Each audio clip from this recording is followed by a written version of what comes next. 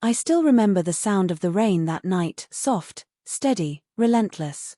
The kind of rain that makes the world feel smaller, quieter, like it's holding its breath. That's when everything changed, when I stepped into my brother's room and lost the part of myself I thought I had buried years ago. But maybe the story doesn't start there. Maybe it started the summer we both turned 17. Her name was Emily. My stepsister. My father married her mom when we were both kids, and from day one, everyone joked about how close we were. We did everything together, movies, biking for hours, staying up past midnight whispering secrets we swore we'd never tell anyone. We weren't blood, but we were family. And back then, that was enough. Until it wasn't. I remember the exact moment things changed. She was sitting barefoot on the kitchen counter, laughing at something stupid I'd said. Her hair was tied up in that messy bun she always wore when she didn't care, and there was this glow about her, warm, unguarded. That's when it hit me. The way I looked at her wasn't the way a brother was supposed to. After that day, I tried to act normal. But there were moments, quiet ones, that betrayed us.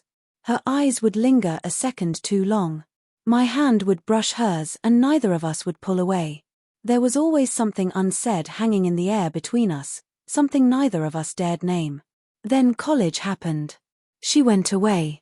I stayed. We drifted, texts turned to silence, and silence turned to distance. She dated. I did too. But every photo I saw of her, smiling beside some guy, twisted something deep in me.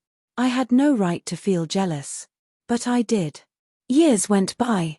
Holidays, birthdays, polite smiles, careful hugs, never too long, never too close. Everyone saw two grown-up siblings catching up. But underneath, the air still buzzed with the same forbidden current. Then came the engagement. My engagement. Her text came the next morning, congratulations. Simple. Cold. I stared at the screen too long before replying. When she said she'd try to make the wedding, part of me hoped she wouldn't. The other part, desperately wanted her there. She arrived the night before the ceremony. The house was chaos, laughter, music, relatives everywhere. And then she walked in. Same soft eyes, same quiet smile. "Hey," she said. That was all it took. My chest tightened. I felt 17 again. That evening, I tried to stay busy. Surrounded by people, but every time I laughed, I could feel her eyes on me. And when our gazes finally met across the room, I forgot every conversation, every person around us. It was like the world had fallen silent again. Later, as I sat in my room, a text appeared.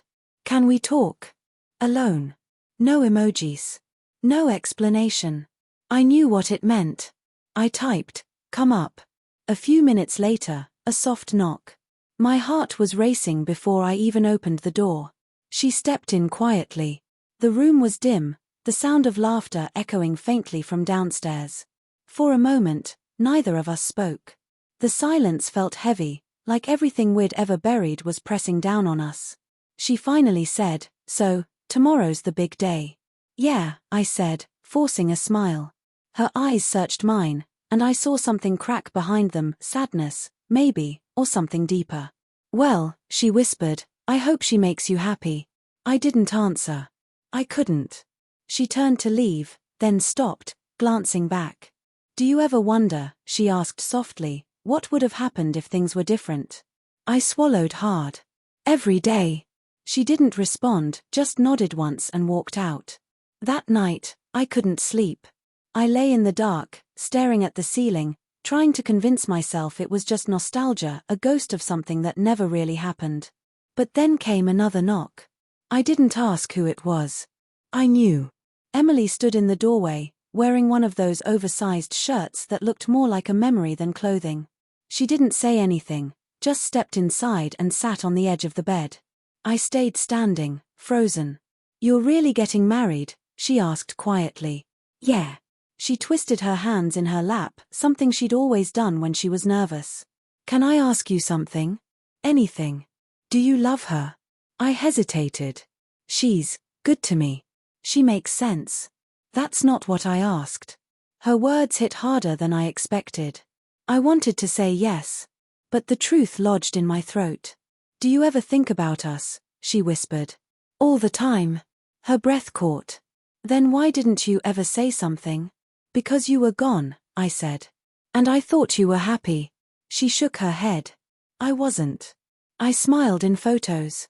I laughed at jokes. But I never stopped thinking about you.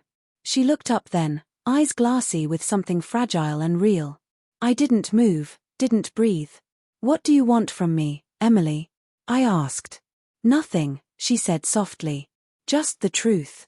And that was all it took. I didn't think. I didn't plan. I just leaned in. The kiss was hesitant at first, gentle, trembling, the kind of kiss that feels like a confession. Then it deepened. It wasn't about desire, it was about everything we'd never said. She pulled away first. Her eyes filled with tears. We can't do this. I know, I whispered.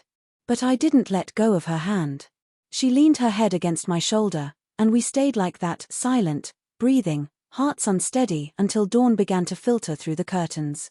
When she finally stood, she looked at me for a long moment. I'm sorry, she said. Don't be, I told her.